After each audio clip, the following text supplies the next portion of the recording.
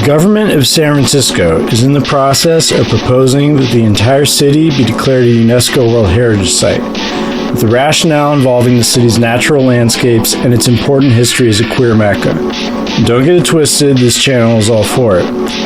However, emphasizing the city's LGBTQ+ history naturally leaves other history out.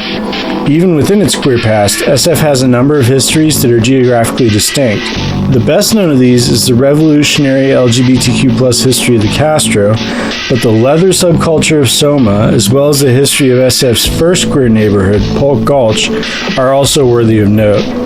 San Francisco is full of historical areas, whether we're talking about the hippie counterculture's golden age in the Haight, the Mission's still-kicking mural tradition, Alcatraz as an indigenous American rights landmark, street skateboarding's history in the Embarcadero, the former Little Manila whose ghost lingers on Kearny Street, the Fillmore's once vibrant African-American cultural scene, or North Beach's connection to the Beat movement. SF history is best understood as a patchwork of cultural moments that overlap and blend in both time and place. One day, even Silicon Valley's dictator-like occupation of the city may be worth remembering. I mean, anything's possible.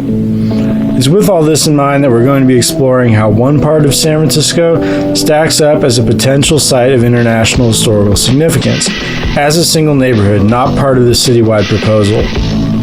This video could be about any number of SF districts, the Castro included, but we have a soft spot for this specific location, San Francisco's Chinatown. This video isn't going to be an exhaustive history of the neighborhood. You can easily find better versions of that both on and off YouTube. Instead, we'll be examining SF's Chinatown through the specific requirements for a World Heritage Site to be officially registered with UNESCO, or the United Nations Educational, Scientific, and Cultural Organization. UNESCO World Heritage Sites include historical buildings like the Taj Mahal, and cities like photogenic Rio de Janeiro, as well as natural landscapes like China's Wuling Yuan Scenic and Historic Interest Area, which contains the mountains that inspired the landscapes in James Cameron's Avatar. The list as it exists today has almost 1,200 sites. Although the World Heritage Site list is controversial, not least because it seems to heavily favor European cultural sites, being on it is still a badge of honor and serves as a confirmation of a site's historical importance. Now, this video doesn't represent the wishes or opinions of the Chinatown community, obviously, which I'm sure has a much more nuanced take on the future of their neighborhood. This video is decidedly coming from the outside, but hopefully will have some value as food for thought. The first requirement for UNESCO site is that it needs to be of outstanding universal value. How does Chinatown fare there? Well, you just need to visit the neighborhood to get the feeling that it's a special place. The city of San Francisco is a unique beast overall, but Chinatown feels like its own world even within that uniqueness, and it's nothing like China either. Its closest similarity is to other Chinatowns, such as New York's, but that's still not an entirely apt comparison. This uniqueness relates to what I would call its most outstanding value. San Francisco's Chinatown represents not only international migration, which is an undervalued aspect of human history, but it also represents one of the most unique migratory movements ever. Chinatown's roots lie in the San Francisco Gold Rush, which turned a remote peninsula in Californian Ohlone territory into one of the most diverse cities in world history, as well as one of the rowdiest.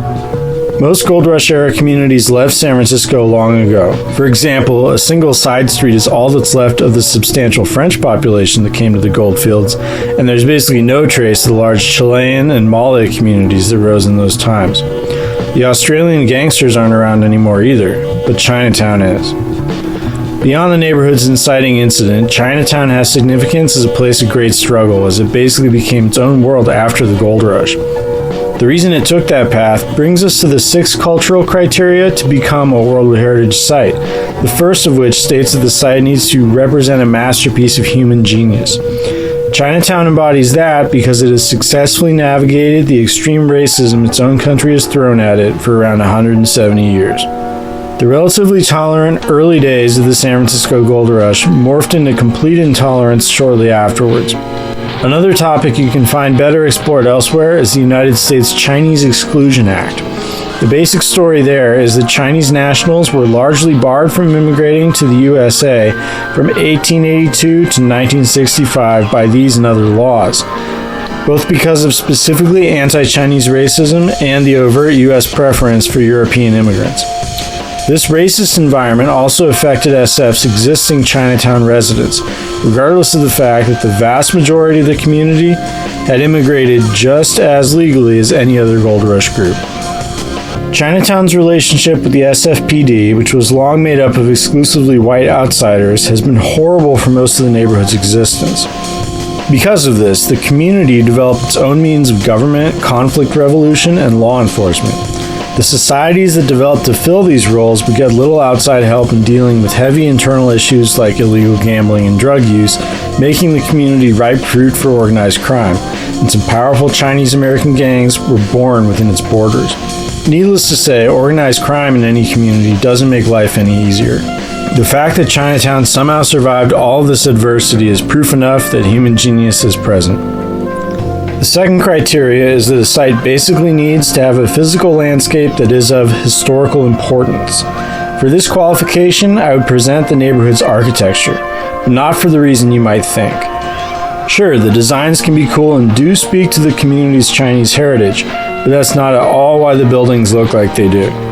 Chinatown architecture has its distinctive look because of San Francisco's 1906 earthquake, which destroyed much of the city. After the quake, most of Chinatown needed to be rebuilt. The only question was if it would remain a Chinatown, as the white establishment was hoping to take over the neighborhood and build another business district.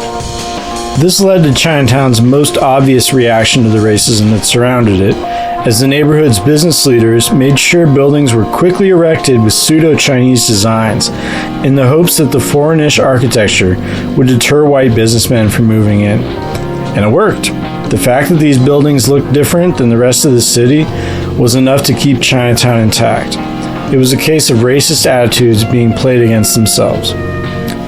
The third criteria is that a site has to represent a specific cultural moment. As far as a specific time period, the neighborhood provides a look at the early Chinese American immigrant experience. Chinese Americans today aren't forced to live in traditional Chinatowns, obviously, and most don't. In San Francisco itself, the Richmond district is heavily Chinese and there's no arch there. Not only that, but these days Chinese immigrants come to the USA from all over China, and from diasporic nations like Taiwan, Singapore, and Hong Kong, but that certainly wasn't always the case. Before the Chinese Exclusion Act, the vast majority of Chinese Americans came from a region surrounding the Pearl River Delta in Guangdong Province. Today, this homeland is part of China's Pearl River Delta megacity. Guangdong Province's capital, Guangzhou, used to be known as Canton, and the family of Chinese dialects spoken by early Chinese American immigrants was known as Cantonese. Because the modern Chinese American experience is far more ethnically diverse and much less inward-facing than it once was, San Francisco's Chinatown is in some ways a relic of a bygone era in that community's history, and that period is worth preserving in some form. A site should also be a representation of an important piece of physical history, and this fourth criteria brings us to Portsmouth Square, a park that is now firmly a part of Chinatown, but was the center of all of San Francisco during the Gold Rush. Very little of Gold Rush era San Francisco still exists, which isn't surprising given all the disasters SF has faced over the years.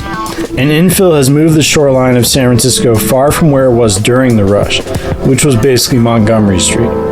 But the fact remains that the gambling houses and brothels that characterized the Gold Rush sat surrounding this park.